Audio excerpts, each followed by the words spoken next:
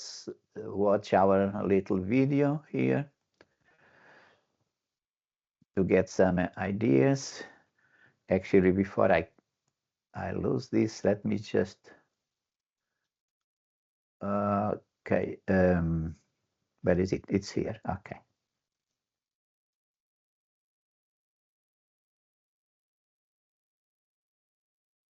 Okay. Let me just check if the sound is on. Is it on? Okay. You know, in today's market, it is so easy to get completely lost in all the noise, right? Viral stock tips, breaking news, it's everywhere. But what if the real edge, the real secret sauce, isn't about chasing the latest hype? What if it's about having a process? Let's dive into how you can transform your investment approach from simple speculation into a really powerful data-driven strategy. So let's just kick things off with a pretty fundamental question. This one really gets to the heart of how you look at the market. Are you an investor or are you a speculator? And listen, the answer has nothing to do with how much money you have. It's all about your method.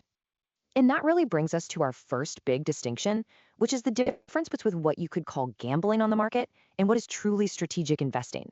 I mean, it's a difference between just hoping for a win versus actually having a plan to get there. This slide really breaks down two completely different mindsets. Over on one side, you've got the gambler. They're reacting on the fly to tips, to headlines. It's a really noisy, kind of chaotic way to operate. But on the other side, you have the strategist. They are working from a deliberate, thought out framework that's actually been tested and refined. They follow a process, not the crowd. Let's really dig into what that means. Okay, so why doesn't the gambler's approach really work out in the long run?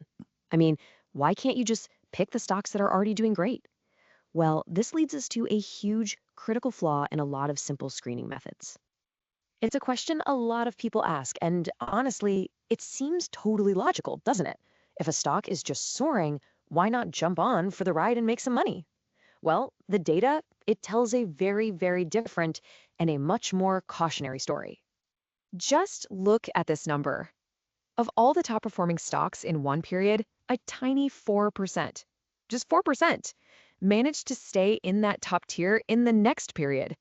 That alone tells you that past performance, when you look at it by itself, is an incredibly unreliable predictor of what's coming next. And oh, it gets worse. A full 14% of those former high flyers didn't just fall back to earth, they became big losers.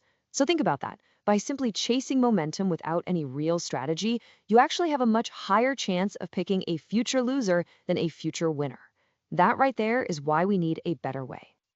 So how do we do it? How do we get from that noisy, spontaneous approach to something more deliberate and, frankly, smarter? Well, it all starts with building a better investment screen.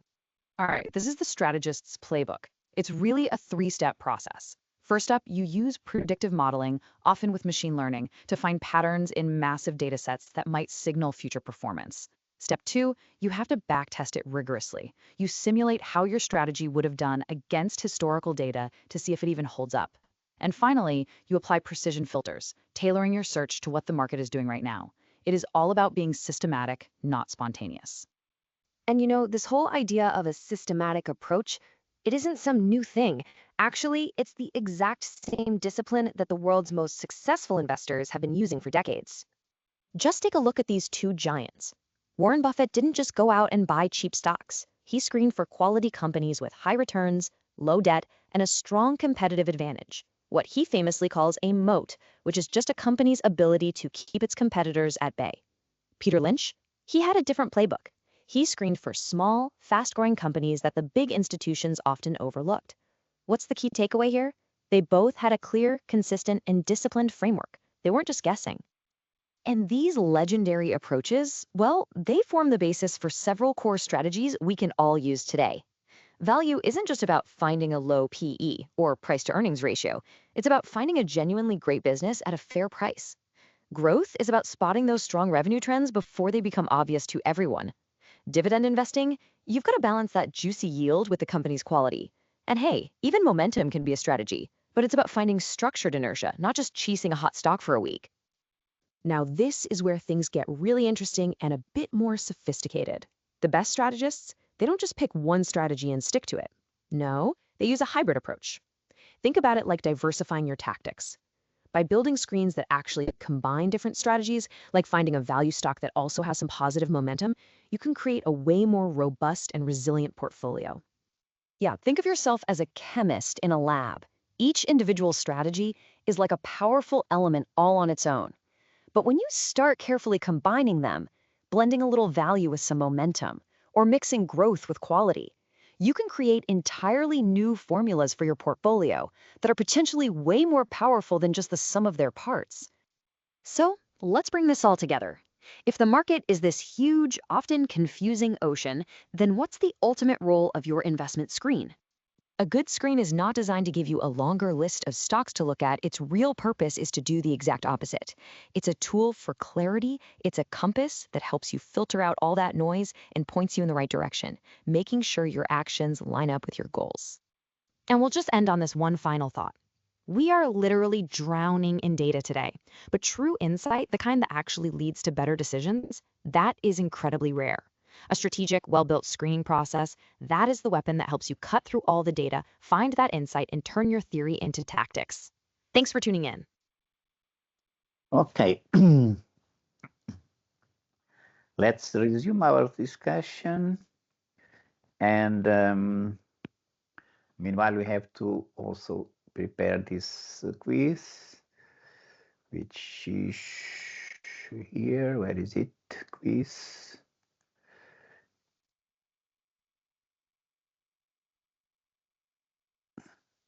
Okay.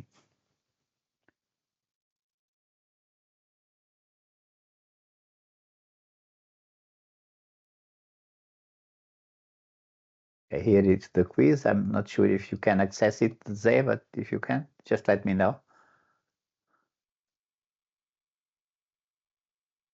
Okay. Well, let's see very quickly what it has here. Okay, so we have the questions. We could go very fast here. Moving on, moving on, moving on, moving. Okay. Of course, you'll take it a little bit more time to do that. We didn't answer any questions. So let's wait a little bit. Meanwhile, I'm going to fix this again.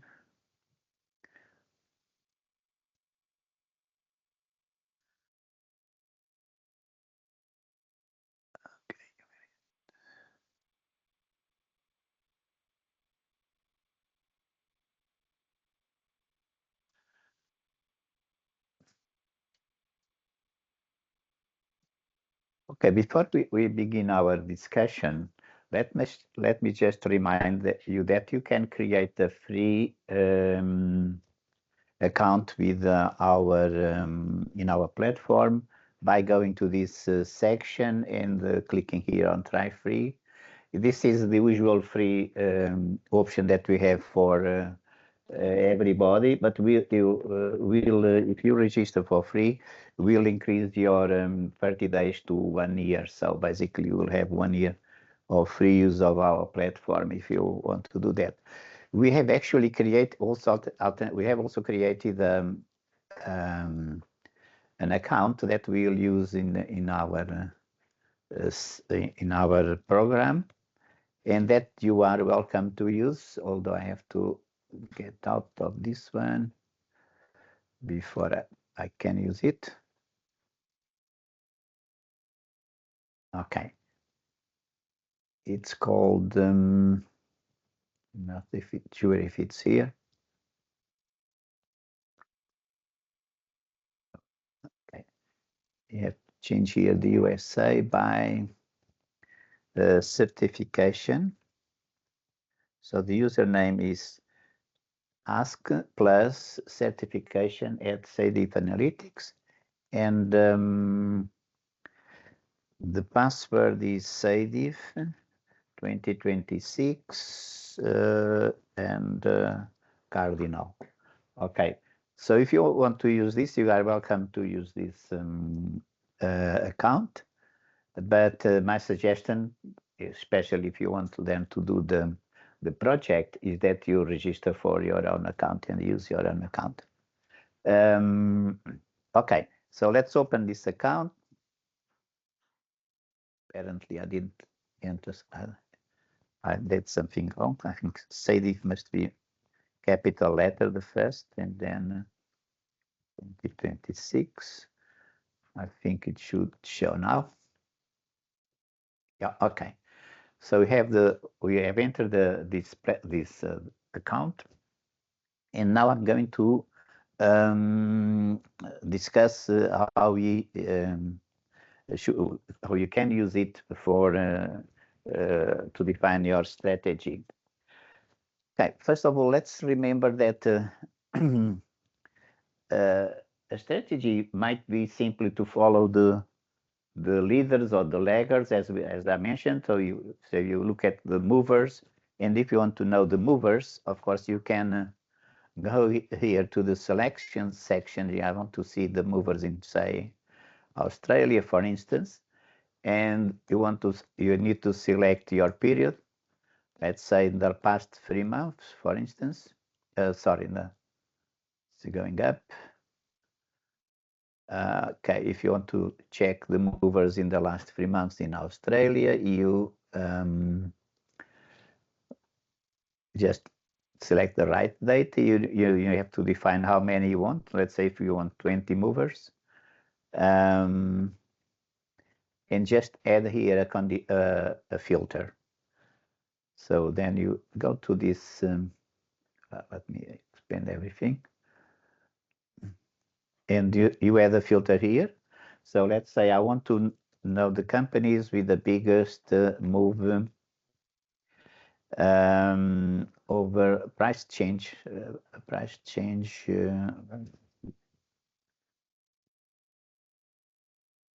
Okay, price change in the last 26, 3 months, for instance, 13 weeks. Okay, and then I have here the search is based on percentiles. So very often you see people saying, the PE should be above 10 or 15 or whatever you want to consider. That is certainly an opinion of someone, but it's not based on any careful analysis. We have something that allows us to do that, but first let me show you what we can do here. Let's say, because I'm interested in the big movers. So I'm interested, let's say, in the top 5%. So I put here 95%. In the top 5%, just put here a weight, and if I run the screen, I'll get the 20 big movers in this during this the past 3 months, and here they are. But as you can see, here you have if you click that, you have some big losers and also some big winners. So that means that you need another filter to get just winners. You have here winners and losers, because some of these companies may have been a big winners and they got a big losers. So you can say simply come here and compare the big winners with the market. The market has almost fallen down. It has basically remained unchanged, 0.8%, while this portfolio would get 15%. So, but of course, this is the past. Okay, this is what happened. It's not what will happen in the future. But if you want to look at these movers, like you have seen in the platform before, you could use this as a strategy. But if you want, then of course you can change some of these parameters here. The weighting method, the sorting field. Here the sorting field was by capitalization. You can ask for the big cap companies, and you can also change the ETF with which you want to compare, and so on. So there are many features on our screen that you can use. But the important thing is that is not so much the screen. We'll come back to it later, but is the strategies that have been already and that are periodically updated by us in our section called strategy. So if I go here now to Australia again, I have here a number of strategies that were tested for this period. For instance, these strategies were tested for the period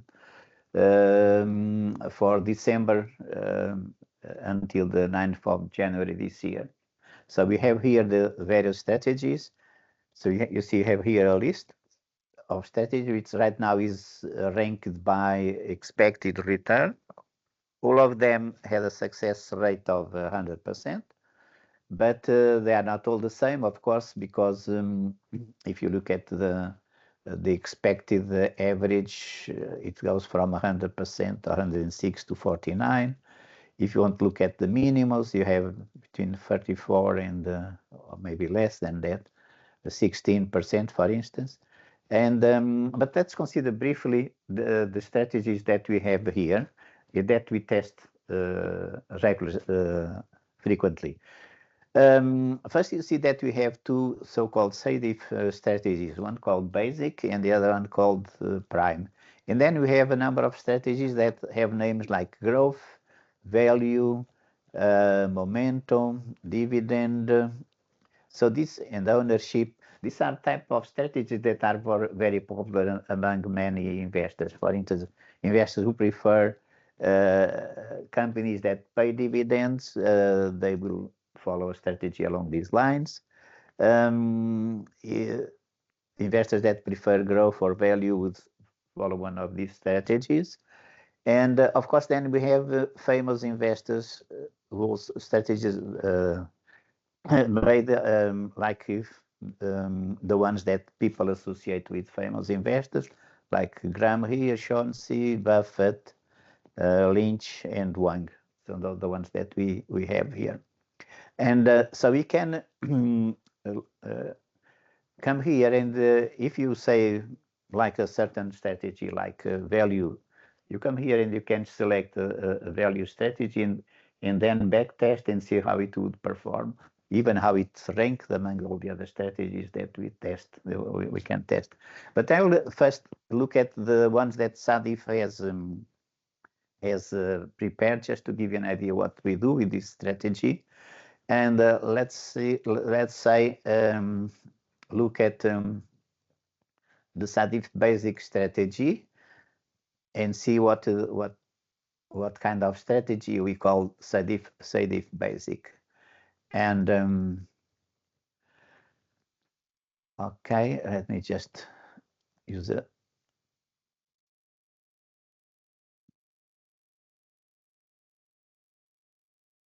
some data here. Okay, what kind of variables we use to define this strategy? We consider usually the market cap is a requirement to have a basic strategy. So let's say that under the strategy, we don't include very small stocks.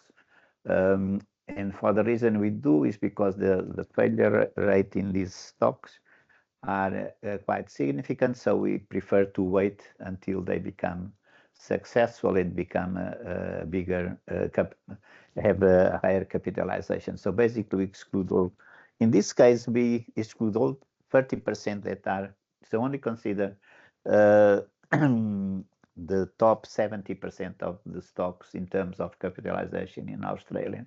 So that's, and again, you also need companies that have a good liquidity. So again, here we have this rating here we call SML that we consider only the top 50%. So a company has to be in the top 50% in terms of liquidity, or a combination of these two factors to be considered in our so-called basic strategies. And Also, we have other variables, but these are already more like the current ratio has to be between 60 and 100. The financial ratio should be also between 40 and 100. So we basically can have this. We all usually weight all of them in the same way. But if we want to prefer to give a bigger weight to the size of the company or to the liquidity or any one of these variables, you can simply change the weight we do. So when selecting defining a screen, we have to define the condition, where the percentile where the company should fit, and also the weighting that we want to give to each one of these conditions, and the number of filters. We usually use between 4 and 5, typically 5 filters, to create okay, let's, by the way, see how this would have done in the recent past.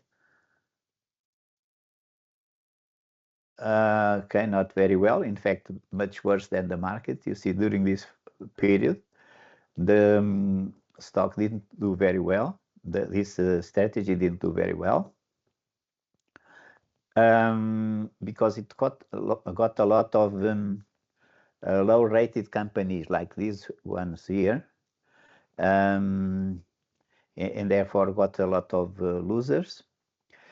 And so this wouldn't do very well, but probably these ones would not be, even if I had selected them here, the strategy would not then go through our due diligence process. You see, so that because these companies probably would not go through due diligence process. Some of the companies may be just going through a correction because they rose too much and then they are going through a correction. Then they will be subject to our alert system. So should be subject to our alert system. And you see that's why even if we have a strategy, this strategy must be validated by a proper due diligence system. Okay, and monitoring system. Okay, we have here also some of the statistics that we'll talk about, like the Sharpe ratio and so on. But of course, if you want to change this, let's say that you want to change this strategy, you can easily say either change the interval that you are going to use, or what you can do actually, you can, for instance, go here. Let's see one of these. Let's check if we are selecting the right interval here. So you can go here and look at open this and look how where are these and here if I'm looking for instance SML, which we have there. So we have here the various ratings and then the financial indicators. Down here you have all these financial indicators, and we use at SADIF about 120 ratings and financial indicators. It's quite a large number of them, and so here they are ranked by they are split into deciles, and they can see the ones that have a higher risk or lower risk. And let me search, for instance, for SML, the one we have there, just to check if we are doing the. So actually, these are the ratings. This is the probability of having a negative value. So basically, the ones that the deciles that have the lowest probability are just basically between the 8th and the 10th decile, with the possible exclusion there. So probably we would work out a different condition. I don't remember now what we had there, but so if I look here and I see, okay, the one with the less negative returns are the bottom and the top decile, for instance. And I could come down here and change this and change here the conditions. I put 10 here and I put 90 there. And so I want them to be, and then I change the condition here to this. it means that the company to fit would have to be, sorry, this was, no, this one. I'm looking at just this interval, okay? So if I do that, so you see, I'm changing completely this screen, and I'm going to check if it made any impact or not. And if it was a positive impact or not. Here it didn't change much apparently. So this is not the variable that is giving me bad results, but it could probably change substantially the composition of my stocks. Yes, I don't see so many with a low rating here. So this is an easy way of actually checking your strategy. But if we go back to the strategy list, which should be not here, but these pop-ups seem to be always in the wrong side. Okay, if you go to the strategies here, what I can do, and that's what we do to select our strategies, is to go here. By the way, I didn't explain what is the SADIF Prime about, but the SADIF Prime is a strategy that we create based on a model that we have to maximize the probability of having stocks that outperform the market.